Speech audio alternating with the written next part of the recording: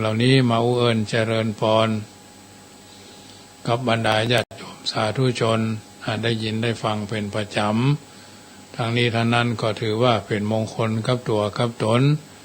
ท่านสาธุชนทุกคนทุกท่านวันนี้ก็เช่นเดียวกันญาติโยมสาธุชนในการเดินทางชีวิตคือเอาท่านทั้งหลายเดินทางชีวิตคือถูกต้องท่องแท้ฉะนั้นเมื่อเอาท่านทั้งหลายพร้อมแล้วก็จะได้นำพากราบพระไหว้พระเป็นลำดับไปเนอกราบหนึ่งกราบสองกราบสามกราบสี่กราบห้าอะระหังสัมมาสัมพุทโธภควาพุทธังภควันตังอภิวาเทมิกราบสวากขาโตภควตาธัมโมธัมมังนัมมัสสามิกราบสุปฏิปันโนภควโตสาวกสังโฆสังฆังนามามิกราบมาตาปิตุคุณังอหังวันตามิกราบคุณูปการีวันทามิกราบกราบพระพุทธกราบพระธรรมกราบพระสงฆ์กราบระลึกถึงคุณพ่อคุณแม่กราบระลึกถึงคุณของครูบาอาจารย์ต่อไปก็โยขันแก้วห้าโคถากเนอยสันนิเสโนวาราโพธิมูเลมลังสะเสนังมหันติงวิจโยสัมโพธิมากันจิงวะอนันตัญญาโนโลกุตตโมตังปันนามามิปุถังอตังคิโกอริยปัตโตจนานังโมฆะภเวสายาอุจุกามะโกอายังสันติกโรปะนิยานิโกตังปันนามามิธัมมังสังโฆวิสุทโธวรตขินายโยสันตินทริโยสัพพะมระปะหิโนอุเนหิเนเกหิสมิติปัตโตวนาสโวตังปันนามามิสังฆังนามามิพุทธังกุณาสาคารันตังนามามิธัมมังมุนิราชเทสิตังนามามิสังฆังมุนิราชสาวกังนามามิกัมมัฏฐานังนิพพานาเตกาโมปะยังนามามิกัมมัฏฐานาทายกาจริยังนิพพานามากุเตสกังอัจจโยโนพันเตอจักขมายตาปลังยะถามูระหังยะถากุสรังเยมะยังบุตตธัมมาสังฆากัมมัฏฐานาทายกาจริยสังฆเตสุปัญจรัตเนสุอาทิเทวาปัจจุปันเนวาอวิวายติวาราหุวากายเยนวาวาจายะวามนัสสาวาปะมะทังวาอาการะวังวาอากาสิมหาดิสวายตาธัมมังปฏิกโรมาเตสังโนปันเตพุทธาติรัตนาทยังอนุกัมปังอุปาทายะอัจจยังอัจจยโตปฏิคันโตขมันโตขมันสัพพังโตสังอายติงสังวาริสามานาภูเนวังกริสามาสันจิจโตสังอสันจิจโตสังสัพพังโตสังขมันตุโนนะโมตัสสะภะคะวะโตอะระหะโตสัมมาสัมพุทธัสสะนะโมตัสสะภะคะวะโตอะระหะโตสัมมาสัมพุทธัสสะนะโมตัสสะภะคะวะโตอะระหะโตสัมมาสัมพุทธัสสะพุทธังสรณังกัจฉามิธัมมังสรณังกัจฉามิสังฆังสรณังกัจฉามิทุติยัมปิพุทธังสรณังกัจฉามิทุติยัมปิธัมมังสรณังกัจฉามิทุติยัมปิสังฆังสรณังกัจฉามิตติยัมปิพุทธังสรณังกัจฉามิตติยัมปิธัมมังสรณังกัจฉามิตติยัมปิสังฆังสรณังกัจฉามิสรณกามนังพุทโธสัพพัญญูตยาโนธัมโมโลกุตโรนาวาสังโฆมะคะภรโตจะอิเจตังรัตนาตยังเอตัสสะอนุภาเวนะสัพพะอันตรายโย วินาสันตุโนนะโมเมสัพพพุทธานังตัวติงสาวรารคโนตันหังกโรมหาวิโรเมทังกโรมหายโสสารนังกโรโรกาหิโตติปังกโลจุตินทโลกุนัญโยยานาปะโมโขมังกโลปุริสาสัพโพสุมาโนสุมาโนทีโรเลวะโตระติวัตโนโสภิโตคุณาสัมปันโนอโนมัตสีจนุตโมปัตตุโมโลกปัจโจโตนาลโตวะลาสาลติปัตตุมุตตโลสัตตะสาโลสุเมโทอากาภุกโลสุจโตสัพพโลกโกปิยตัสสีนาลาสัพโพอัตตัสสีกาลุนิโกธรรมตัสสีธัมโมนุโทสิตโตอาสะโมโลเขติโสยาวันตังวโรปุโสจะปะวโรพุทโธวิปัสสิจาอนุปโมสิกิสัพพหิโตสัทธเวสสะโพสุขตายโกกโกสันโตสัทธวะโหโกนากมโนรนัญจโหกัสสะโพสิริสัมปันโนโกตโมสักกัญญาปุงคโวอัตตวิสติสังฆตาอิเมพุทธามาอิติกากรุณาคุณาสัมปันนาสัพพโลกาภิปุจิตวะเอเตทัสสะปะราพุทธาอุตตมาอากาปุกลาเตปิสังฆคุณาสุปิติเยอมตะปะตังเอเตพุทธาติตาจามังกราอุติสัพพตาทวิสติเมพุทเทหังวันตามิสัพพตาเตสังยเนนาสีเลนะขันติเมตตาปะเรนะจเตปิโนอนุราคันตุอโรกเยนาสุเขนะจาตวิสติเมพุทเทโยนาโลสารนังกโตกปานิสัตตาสหัสสานิทุกขติโสนาคจันติอัตตวิสติพุทธปาลิตังติปิโสภะคะวะตนะปารมีสัมปันโนตนะอุปปารมีสัมปันโนตนะปรมัตถปารมีสัมปันโนอิติปิโสภะคะวะศีลปารมีสัมปันโนศีลอุปปารมีสัมปันโนศีลปรมัตถปารมีสัมปันโนติปิโสภะคะวะเนกขมะปารมีสัมปันโนเนกขมะอุปปารมีสัมปันโนเนกขมะปรมัตถปารมีสัมปันโนติปิโสภะคะวะทัสสะปารมีสัมปันโนทัสสะอุปปารมีสัมปันโนทัสสะปรมัตถปารมีสัมปันโนอิติปิโสภะคะวะวิริยะปารมีสัมปันโนวิริยะอุปปารมีสัมปันโนวิริยะปรมัตถปารมีสัมปันโนอิติปิโสภะคะวะขันติปารมีสัมปันโนขันติอุปปารมีสัมปันโนขันติปรมัตถปารมีสัมปันโนอิติปิโสภะคะวะสัจจะปารมีสัมปันโนสัจจะอุปปารมีสัมปันโนสัจจะปรมัตถปารมีสัมปันโนอิติปิโสภะคะวะอธิฐานปารมีสัมปันโนอธิฐานะอุปปารมีสัมปันโนอธิฐานปรมัตถปารมีสัมปันโนอิติปิโสภะคะวะเมตตาปารมีสัมปันโนเมตตาอุปปารมีสัมปันโนเมตตาปรมัตถปารมีสัมปันโนอิติปิโสภะคะวะอุเบกขาปารมีสัมปันโนอุเบกขาอุปปารมีสัมปันโนอุเบกขาปรมัตถปารมีสัมปันโนติปิโสภะคะวะทัสสะปารมีสัมปันโนทัสสะอุปปารมีสัมปันโนทัสสะปรมัตถ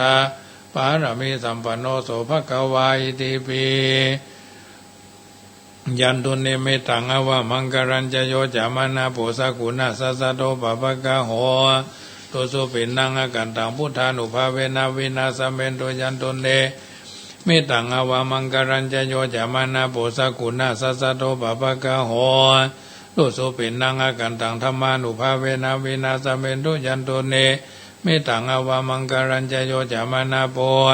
สกุณาสัสสะโตปะปะกะโหตุสุปินังอกันตังสังฆานุภาเวนะวินาสเมนโต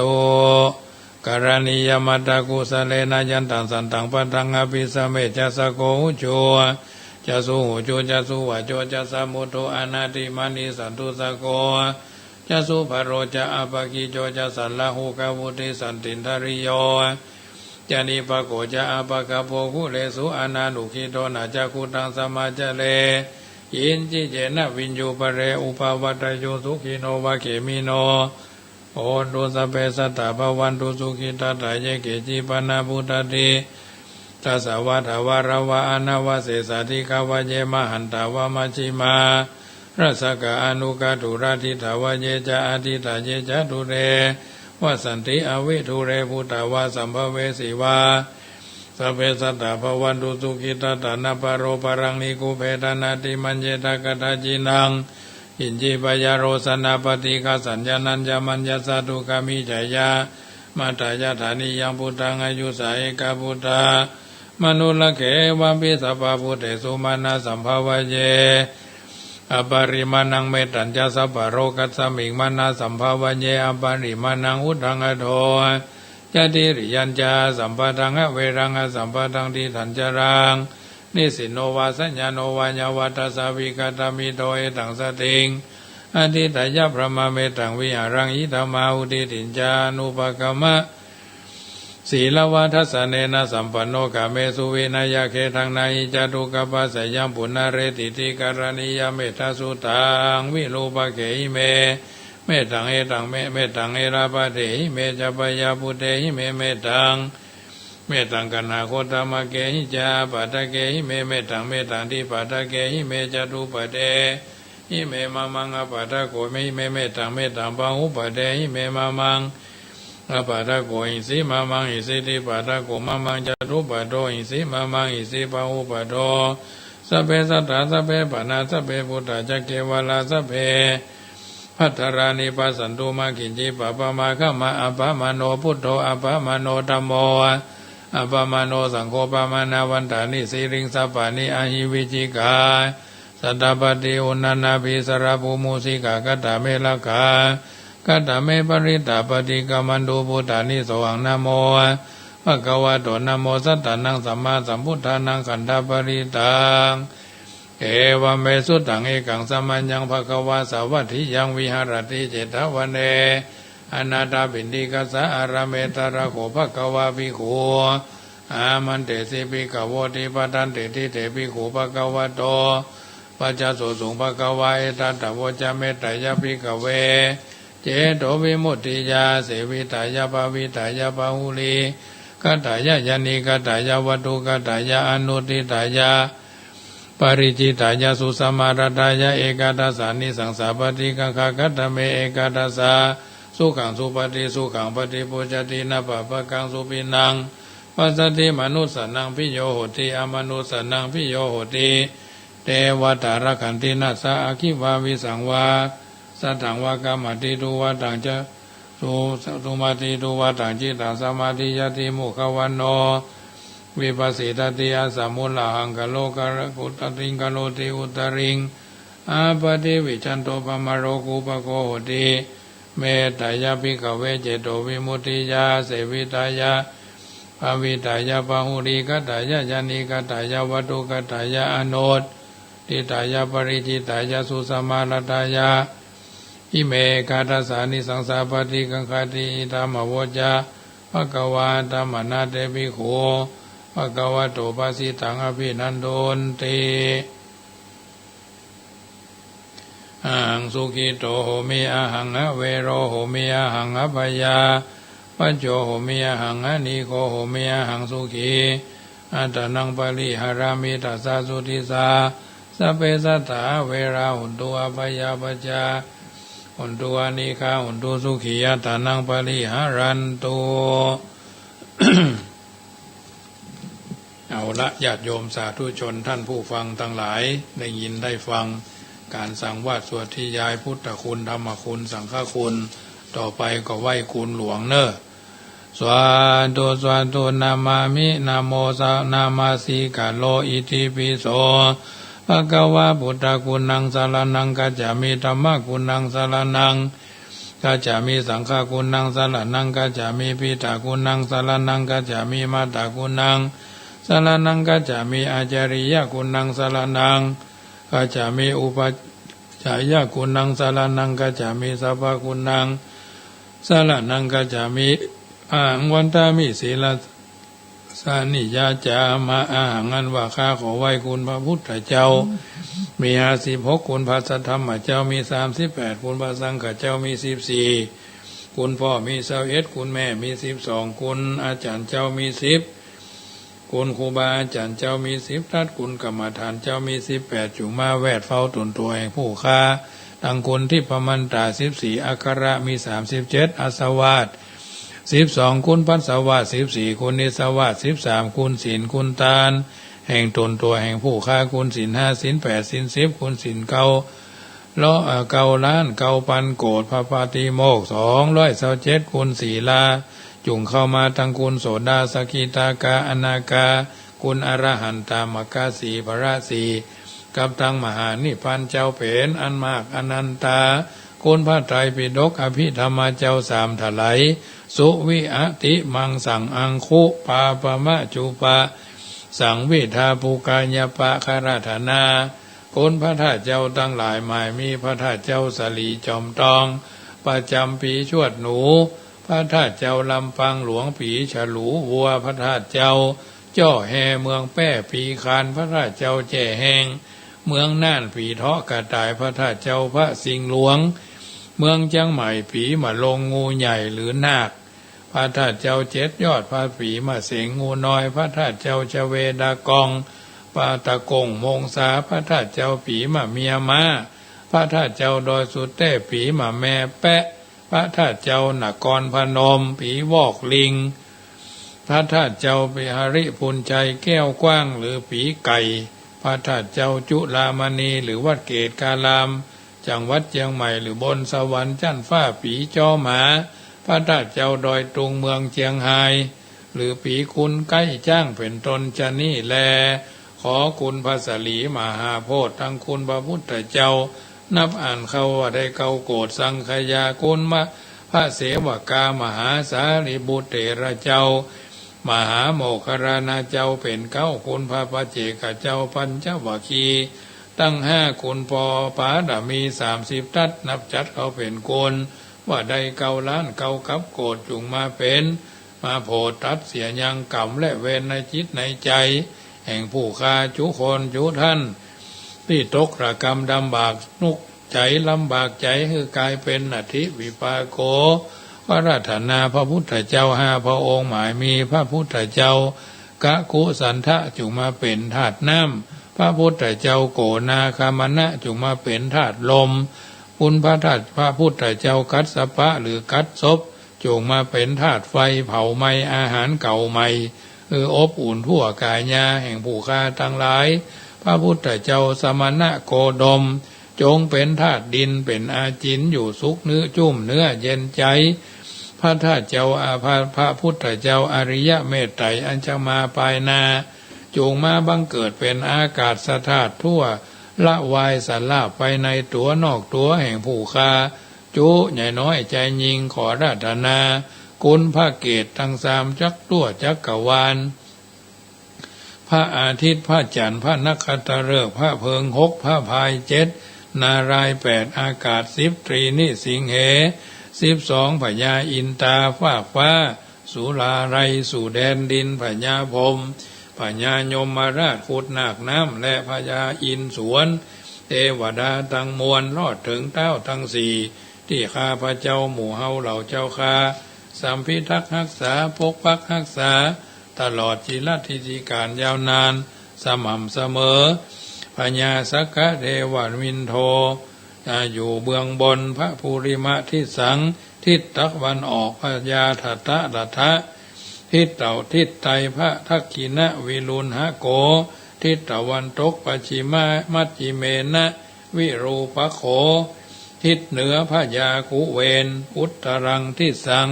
แม่ธรณีอยู่ตำไตนี่แหละนาหมู่เฮาเหล่าเจ้าข้าปากันกราบกันไหวกันสักการะบูชาเมื่อมีชีวิตอยู่ก็ขอหุสลีทีคาล้มหายตายจากก็จะได้ติดจะได้คัดจะได้มีอุปัตถวะกังวลอนตรายจุ่มเนื้อเย็นใจคือใดสุขสบายพุทธะตันตังธรรมะตันตังสังฆะตันตังสัพพะกุณะตันตังนวาระรังนวัฏวารังอุทธรังอะโทนาโมตันตังกายวัฏกุโสอะอุอังอิติปิโสภะคะวา นะมามีหังสระนังคัจฉามิเอาละญาติโยมท่านสาธุชนพ่อออกไม่ออกพ่อหลวงไม่หลวงพ่ออุ้ยแม่อุ้ยเนาะที่อยู่ท่าดาวฟังอยู่ทางบ้านวันนี้ก็ขออนุโมทนา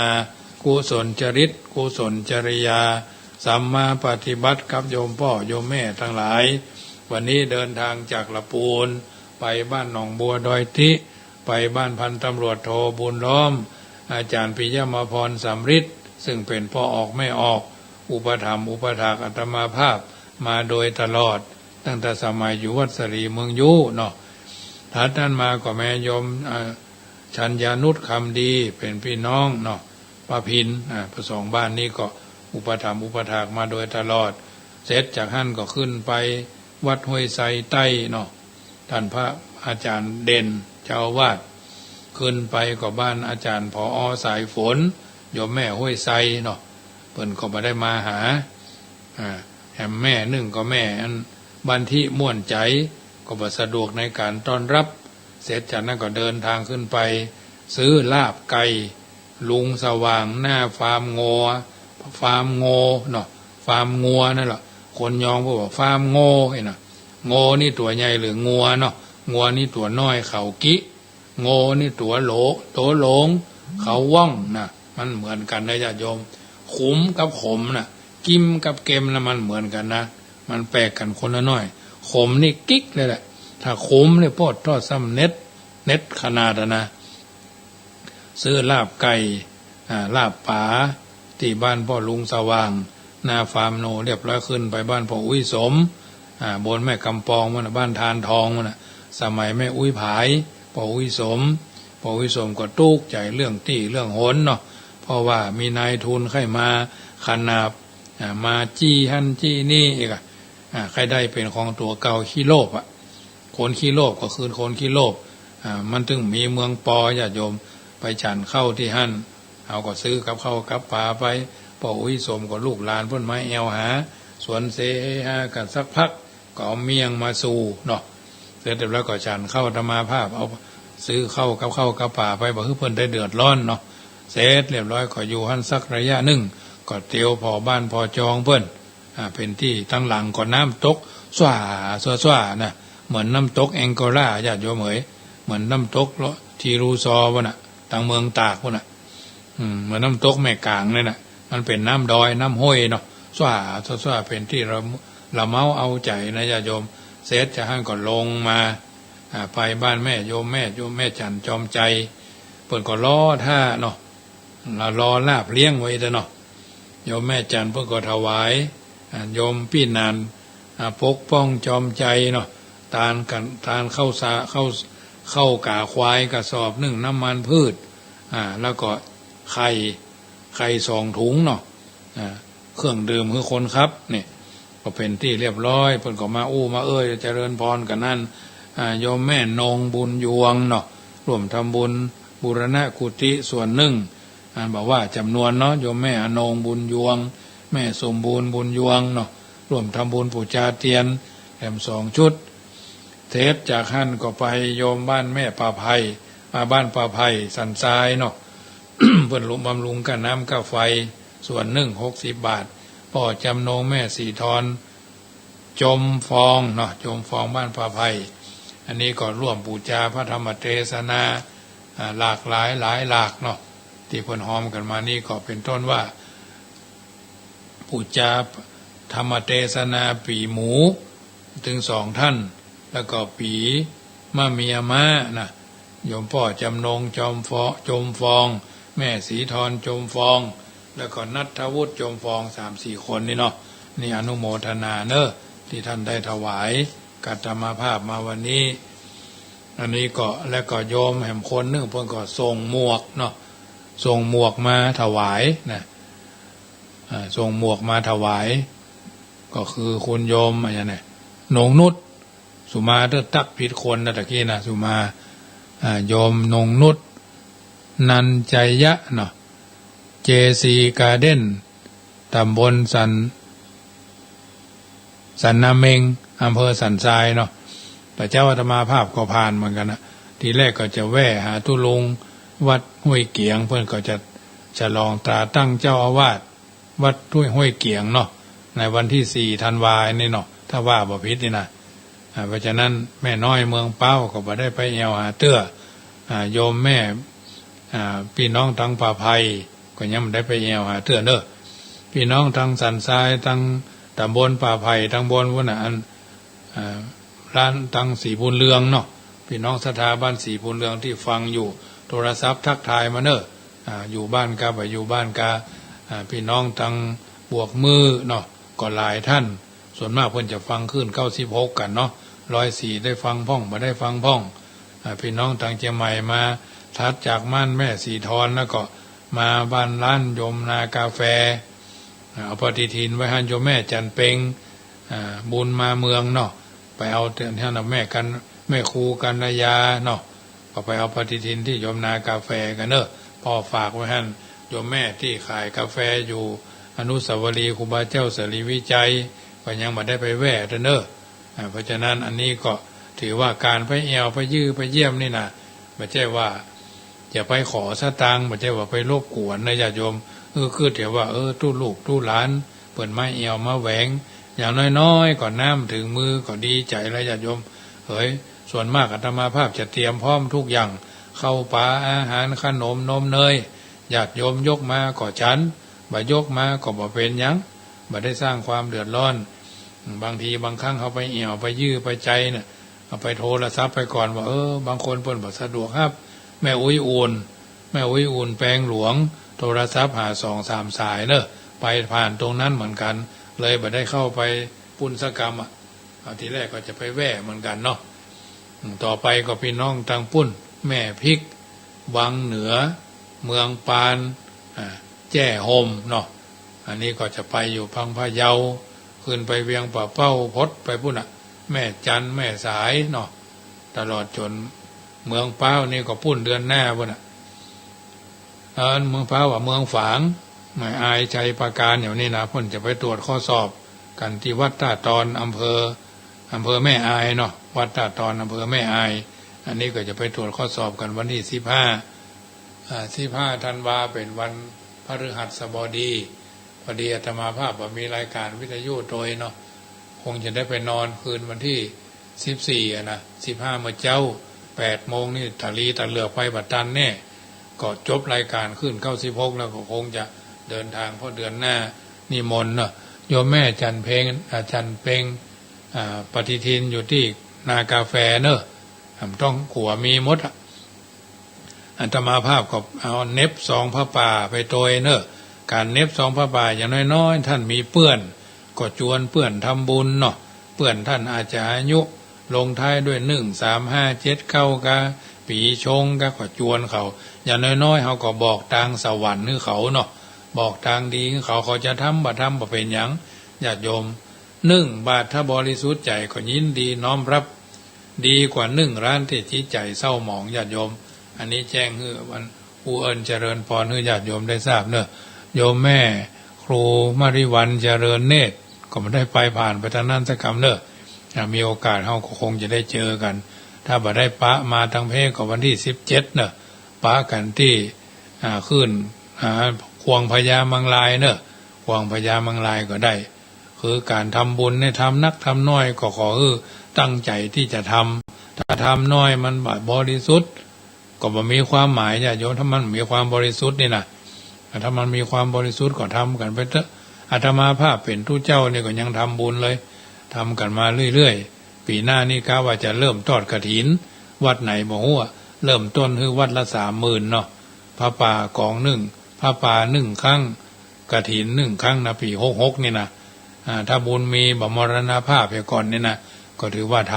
ำวันนี้แม่เลี้ยงราคาแฟ100 แก้วเพิ่นก็ถวายน้ำส้มเนาะน้ำมะนาวเลมอนจุดเนาะน้ำมะนาวก็ถวายมาก็ฉันไปเนาะว่าน้ำวันค่ำวันนี้นะ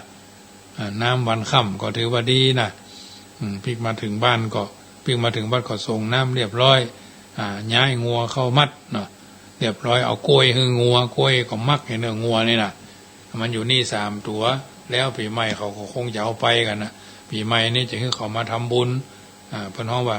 ทำบุญกับน้องวัว6 ตัวควาย3 ตัวเนี่ยเพราะฉะนั้นเพิ่นเฮาว่าสร้างสีสันบางคนหันเพิ่นเอางัวมาละเอาละซื้อโง่มาเล่งทั้งหมดมาทำเหนือทำใต้เนาะบางทีบางครั้งมันคนเฮาว่าเป็นมระมนทินกับปากตัวเก่านั่นน่ะก็เลยเป็นพิษเป็นภัยดีชั่วอยู่ที่ปากตัวเก่า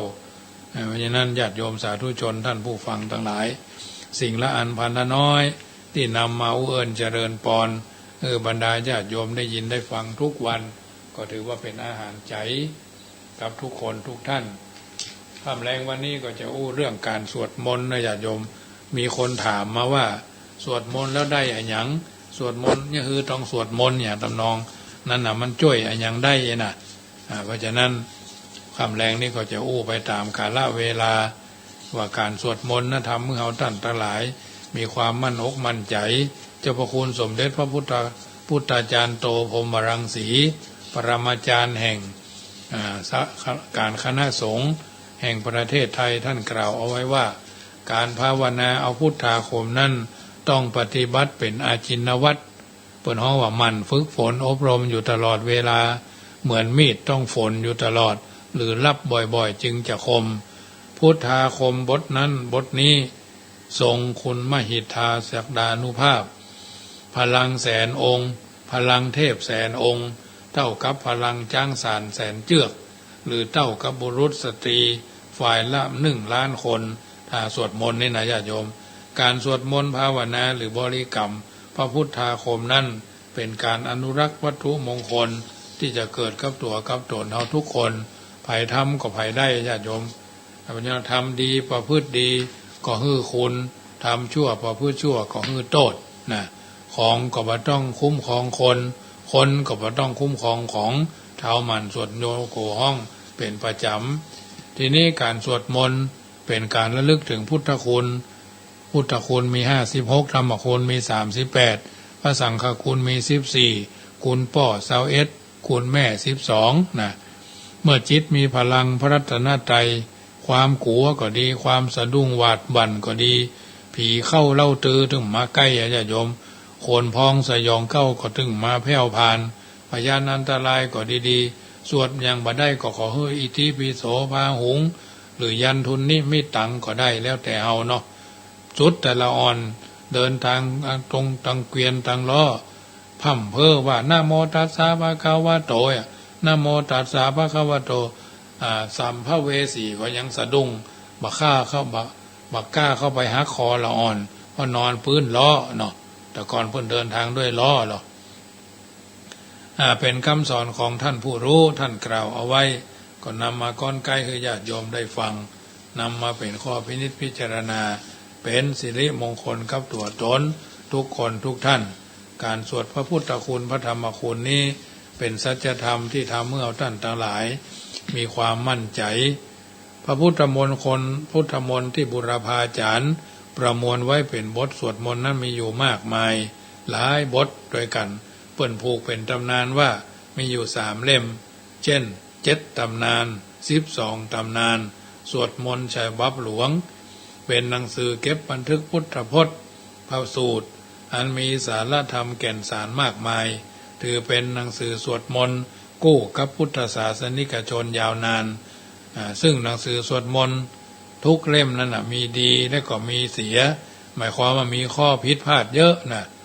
ต้องมีผู้รู้มันตรวจสอบมันตรวจตราอักขระการันพยัญชนะเนี่ยต้องเปลี่ยนเป็นมะเป็นมิเป็นมะหลายคนคนเดียวเนี่ยโตเป็นเตโสเป็นเตเป็นโสเนี่ยเรียกได้ว่ามีความสำคัญเหมือนกับว่าที่ท่านบุรพาจารย์ท่านแนะนำเสมอว่าจักหาของดีต้องเอาในหนังสือสวดมนต์ท่านผู้รู้ก็กล่าวเอาไว้หลายบทหลายตอนด้วยกันการสวดมนต์นั้นมีอยู่หลายประการการสวดมนต์ในทางพระพุทธศาสนานั้นเป็นธรรมเนียมปฏิบัติที่ดำเนินมาแต่โบราณการตราบเท่าถึงปัจจุบันเนี่ยอย่าธรรมาภาพดูดีใจก็สวดมนต์ตุกใจก็สวดมนต์ก่อนจะรับจะนอนก็สวดมนต์สวดเมตตาหลวงมี130 บรรทัดนะใช้เวลาประมาณ45 หรือ50 นาที เมตตายาภิกขเวเจโตวิมุตติญาณะอันนี้เป็นบทที่สวดกันเป็นประจำธรรมจักรกัปปวัตตนสูตรอาทิตตปริยายสูตรมหาสมัยสูตรอนันตรักขณสูตรธรรมนิยามสูตรเนี่ยอภิธรรม7 กัมปีมาติกาปะมาติกาปาทะมาติกาที่ทุกคนสวดศพนะกุศลธรรมากุศลธรรมานะสวดศพนะถ้าอภิธรรมก็กุศลาเหมือนกันอันนี้ปัญจขันธาสังฆโหภุคโลนะชาปัญญัติโยไปเถียนเยเกจิอย่างพวกน่ะอันนั้นเป็นอภิธรรม7 กัมพีสวดคือคนอยู่ฟังผีฟังมาได้แล้วรู้เรื่องอันนี้เป็นต้นญาติโยมคนสวดมนต์ด้วยความศรัทธาเชื่อมั่นตั้งมั่นบักวัดแกว่งในการสวดมนต์คือนักแล้วจะบังเกิดผลลัพธ์ด้วยตนเองด้วยอานิสงส์ถึง3 ประการอันประกอบไปด้วยศีลประกอบไปด้วยความไม่เบียดเบียนเมื่อจิตใจตั้งมั่นในการสวดมนต์จิตนั้นก็สงบลงเป็นสมาธิเมื่อจิตตั้งมั่นเป็นสวดมนต์พิจารณาตามบทสวดมนต์ก็จะทำให้เกิดปัญญาก็ได้เกิดขึ้นขณะสวดมนต์ทำให้หูแจ้งแทงตลอดแสงสว่างบนท้องฟ้าสว่างด้วยแสงอาทิตย์แต่แสงสว่างของชีวิตสว่างด้วยแสงแห่งปัญญาดวงตาแสงสว่างตาด้วยแสงไฟสว่างใจด้วยแสงธรรมมนต์ต้องอาศัยการพร่ำบนสาธยายอยู่เนืองนิดจึงจะเกิดความเข้มแข็งเข้มขังศักดิ์สิทธิ์ถึงพลังพุทธานุภาพธรรมานุภาพสังฆานุภาพเจริญมนต์ให้มากถ้าไม่อยากยากจนหัวใจมีมนต์ความยากจนก็ไม่มีเจริญมนต์ให้มากถ้าไม่อยากกังวลหัวใจมีมนต์ความกังวลก็ไม่มีนะเมื่อพุทธศาสนิกชนส่วนใหญ่มีกายสงบวาจาเรียบร้อยจิตใจเยือกเย็นประกอบด้วยพลังสามัคคีสมัครสมานเป็นอันหนึ่งอันเดียวกันพร้อมเพียงเรียงหน้าสวดมนต์ภาวนาอยู่เป็นนิดด้วยพลังพุทธานุภาพจักทำให้เอาประเทศชาติบ้านเมืองสงบร่มเย็นครอบครัวก็เป็นสุขพ่อบ้านแม่บ้านลูกบ่าวลูกสาวปากันใส่ชุดขาวเข้าไปห้องพระสวดมนต์ไหว้พระกราบเนืองหรืออัญชลีวันทาอภิวาทเนี่ยมันก็ม่วนใจญาติโยมเหมือนเราสอนนักเรียนคุณครูทั้งหลายที่เป็นครูสอนนักเรียนนักเรียนเตรียมอัญชลีมือระวางอกวันทาก็นิ้วโป้งอยู่เนี่ยหน้าผากอภิวาทก็แนบกับปืนเนี่ยอัญชลีสุดท้ายก็อัญชลีวันทาอัญชลีอันนี้ครั้งที่3เป็นต้นถ้าคุณครูทั้งหลายเคยสอนอย่างนี้มันก็มีปัญหาแล้วคนที่ทำบัดจ้างก็เป็นเก้กังกำลังจะเกิดขึ้นก็ดีบ่ได้เกิดขึ้นก็ดีเพราะฉะนั้นสิ่งต่างๆเหล่านี้ญาติโยมเป็นสัจธรรมที่เกิดขึ้นกับตัวกับตนเขาเป็นอยู่แล้วฉะนั้นการสวดพุทธคุณธรรมคุณสังฆคุณนั้นเป็นเรื่องละเอียดอ่อนมากสำหรับตัวตนเขาท่านทั้งหลายที่ตั้งใจจะสวดพุทธคุณธรรมคุณสังฆคุณเป็นลำดับลำดาอานิสงส์แห่งการสวดมนต์พุทธคุณนั้นเปิ่นฮ้องบอกว่าการสวดมนต์ไหว้พระได้นิยมมาตั้งแต่โบราณกาล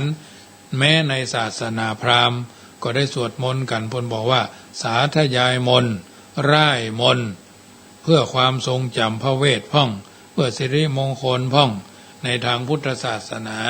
ก็สวดมนต์สาธยายเช่นเดียวกันในขั้นต้นเพ่งเสียงสวดมนต์สาธยายเพื่อความทรงจำหลักธรรมที่เป็นพุทธวจนะเท่านั้นเมื่อชาวบ้านได้ยินพระสงฆ์สวดสาธยายก็พากันอนุโมทนาและได้ถือกันว่าการได้ยินได้ฟังพระสงฆ์สวดสาธยายเช่นนั้นเช่นนี้เป็นสิริมงคลในสมัยนั้นยังมีตำราจดบันทึกจารึกไว้ต้องท่องจำไว้ด้วยวาจาบทสวดในพุทธศาสนามีมากพระภิกษุสามเณรและอุบาสกอุบาสิกา ถือเป็นหลักสำคัญอย่างหนึ่งในพระพุทธศาสนาประโยชน์ของการสวดมนต์ไหว้พระที่หันกันชัดๆมีอยู่3ประการ1เป็นปริศป้องกันเพศภัยเช่นยันตุนิมิตตังเป็นต้น2การทรงจำคำสอนของพระพุทธเจ้าไว้3เป็นกรรมฐานอบรมจิตอบรมใจตัวตนเฮานั่นแหละทั้งที่เป็นสมถะและวิปัสสนาการสวดมนต์เกิดขึ้นเมื่อสมัยพระพุทธเจ้ายังทรงพระชนอยู่มีบัญญัติในพระวินัยของนางภิกษุณีก็มีเช่นห้ามนางภิกษุณีและทรงห้ามภิกษุเฮียนเดรัจฉานวิชาแต่ฮือเฮียนปริศป้องกันเพศภัยต่างๆเมื่อมีเหตุการณ์อย่างใดอย่างหนึ่งเกิดขึ้นพระสงฆ์ก็สวดสาธยายพุทธวจนะนั้นตามสมควรแก่เหตุการณ์ดังมีเรื่องเล่าไว้ว่าเมื่อข่าวเมืองเวสาลีเกิดโรคระบาด5ลงเมืองไว้อีกเนาะถ้าเมื่อคนน่ะซะตายเป็นจำนวนนักพระนนท์ได้ไปยังที่หันสวดรัตนสูตรญาณิตาโบตานิตามากาตานิโภมานิวายาเนี่ยมีวาอันตาริเกสเปวะพุทธาสุมานาปวันทุอาโถปิสักจาสุนันตุตัสสมาหิพุทธานิสาเมธาสัพเพเมตังกโรธามนุสยานิจนจบนะนี่ก็คือรัตนสูตรโรคโควิดมาก็สวดกันในเจ้าฟ้าเจ้าแผ่นดินเพิ่นก็ให้ประชาชนได้สวดกันเป็นต้นบ่เท่าแต่นั้นหมู่อมนุษย์แถมผีรบกวนไว้เด้อเนาะผู้เจ้าไปอยู่ป่าก็พากันสวดเมตกรณียเมตตาสูตรที่ธรรมภาพนำตะเกียกาลานิยเมตอาญากาลานิยมัตตกุสเลนะยันตังสันตังปะทังอภิสเมตจะสะโกหูจูเป็นต้นวิรูปะเขหิเมเมตตังเมตตังเป็นต้นอันเนี้ยพุทธเจ้าก็สวดคนเจ็บไข้ได้ป่วยพระเจ้าพระสงฆ์อาพาธพระสาวกอาพาธพระพุทธเจ้าก็ไปสวดให้พระพุทธเจ้าอาพาธพระมหาเถระทั้งหลายก็ไปสวดโปรดจังโกสติสังฆาโตธรรมานังวิจโยตถาเนี่ยเป็นต้นฉะนั้นญาติโยมท่านสาธุชนท่านผู้ฟังแม้กระทั่งทุกวันเนี่ยธรรมาภาพก็ยังสวดเมตตาหลวงนั่นแหละเมตตายาภิกขเวเจโตวิมุตติยาอาเสวิตายะน่ะ130บรรทัดธรรมาภาพก็สวดทุกวันได้มา20 กว่าปีนะญาติโยมตั้งแต่ไปหันหนังสือครูบาอาจารย์ท่านเจ้าตะกอนก็สวดแค่ย่นย่อเนาะเดี๋ยวนี้ก็สวดยาวเลยสวดจนจบนั่นแหละตีสามเกิงสะดุ้งตื่นมึนตาเนาะส่งน้ำล้างหน้าแปรงฟันดื่มน้ำอุ่นน้ำฮ้อนฉันโอวันตินฉันน้ำเต้าหู้เรียบร้อยเดินท่านเดินนี่สักพักถ่ายนักถ่ายเบาเรียบร้อยก็นั่งขึ้นมาบนชั้นกุฏิชั้นบนกราบพระไหว้พระเรียบร้อยก็เริ่มสวดเลยอรหังสัมมาสวากขาโตสุปฏิปันโนมาตาพิตโรโยขันแก้ว3 โกธานามามีพุทธังไปจนจบแล้วก็เพิ่นเฮาว่าสักเคหรืออาราธนาเทบุตรเทวดาเทพาหักเสร็จเรียบร้อยก็สวดมนต์ไปเลยตั้งแต่เอวเมสุตังเอกังสมัยยังจนจบญาติโยมบางวันว่างก็สวด3 เวลาถ้าบอกว่างก็2 เวลาเจ้ากับก่อนนอนเนาะอันเนี้ยก็ทำมาอยู่ทุกวันเขียนด้วยทำตะหากนะนี่บอกคือเป็นแนวเนอะญาติโยมถ้าทำได้ก็ดีพี่น้องชาวบ้านนี่ก็เข้าใจอยู่ภาระธุระเยอะพหูชนะหิตายะพหูชนะสุตายะน่ะอันตาธานิมายังพันเตยังพหุกะพหุคีจามายังพหุกรณียาสถาปกันพิกเตอะมีกิจนักกิจหลายอ่ะตุเจ้าลาสถาก่อนลาพิกบ้านกันนะเปิดห้องบาลาพระเป็นต้นเพราะถ้ามีกิจเยอะมีกิจหลายมีกิจมากมายก็จำเป็นจะต้องเดินทางไปสู่กิจการงานบุญที่หันที่นี่เป็นต้นจึงนำมาเอื้อนเจริญพรให้บรรดาญาติโยมสาธุชนท่านผู้ฟังทั้งหลายได้ยินได้ฟังเป็นลำดับไปฉะนั้นค่ำแรงของวันนี้รายการเสียงธรรมก่อนรับตาเอื้อนเจริญพรนานาสาระอัตถธรรมคำสอนหลายประการญาติโยมฟังแล้วนำไปพิจารณาปรับใจให้เกิดประโยชน์ให้เกิดเป็นสิริมงคลกับตัวกับตนเฮาทุกคน ในฐานะที่เป็นพุทธบริษัทเป็นพุทธศาสนิกชนมีพระพุทธเจ้าเป็นผู้นำมีพระสัทธรรมเป็นแผนที่มีพระอริยสงฆ์เป็นผู้ชี้ตัวเอาคือแหล่งแห่งการทำดีและก็ละความชั่วทำจิตใจให้ใสเนี่ยใสผ่องแผ้วเหมือนดังแก้วมณีโชติโจติรสนะฉะนั้นเมื่อเอาท่านทั้งหลายได้เกิดมาเป็นชาวพุทธมาพบพระพุทธศาสนาสิ่งใดที่มันดีเราก็ทำต่อไปอย่างต่อเนื่องอย่าไปให้มันขาดอย่าไปให้มันเลอะเกินพอดีให้มันพอดีนะทุกสิ่งทุกอย่างโดยเฉพาะบุญเป็นสิ่งที่พอบาหันบุญสบายบุญกายสบายกายบุญใจสบายใจบุญกรรมอู้ก็คือสบายกรรมอู้เป็นพลังที่มีอยู่ในเนื้อในตัวของมันในฐานะที่เราท่านทั้งหลายเป็นชาวพุทธเพิ่นบอกว่าแขวนพระดังแขวนพระดังมีแต่บาปทำชั่วหยาบบาปหนาเสียราศีอนุญาตทับสายก็เนอะเจริญพรแม่เดือนฉายเอานมัสการเจ้าถ้าพระครูเจ้าไปพูดว่าติเตียนนะเปิ้นเอาปีเกิดเดือนเกิดให้กับเจ้าวันเกิดเดือนเกิดปีเกิดอายุเต็มแล้วเจ้าจะพูดให้หมู่พี่หมู่น้องฟังเนาะเจ้าจะได้ก็โทรมาเนอะเจ้าจะโทรหลังไม้ได้ก็เจ้าได้เจ้ามันหลายคนเก่งใจเปิ้นเนาะเจ้าโมทนาได้เนาะเจ้าได้เมื่อวันก็ได้เจ้าปีหมู่น้องก็เนาะเจ้าเจริญพรเจ้าแม่วิทันปัญญาโส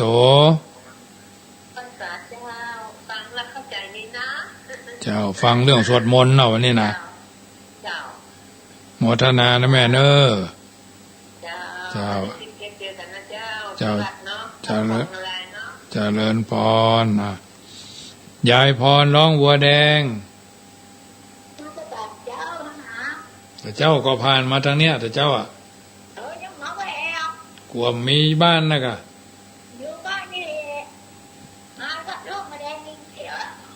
กลัวกั้นเข้าแล้วไปกินข้าวบนแม่กำปองบ่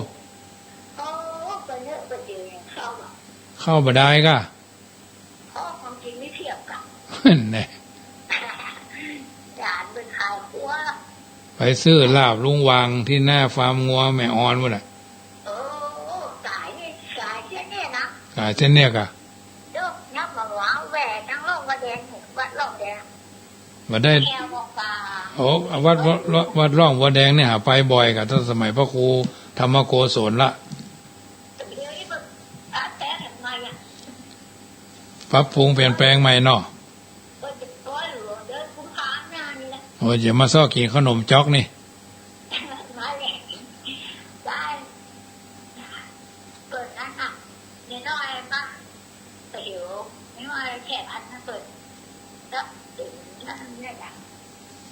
จะเป็นโยมอุปถากเนาะ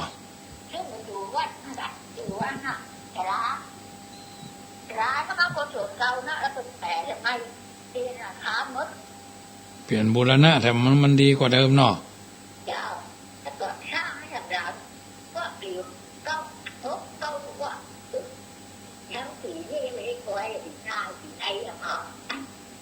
มีโอกาสก็ทำไปเรื่อยๆเนาะเจ้าโมทนาเนอกำลังใจนะเงินมันจุกอยู่เป็นที่เนาะเจ้าโมทนาเจ้า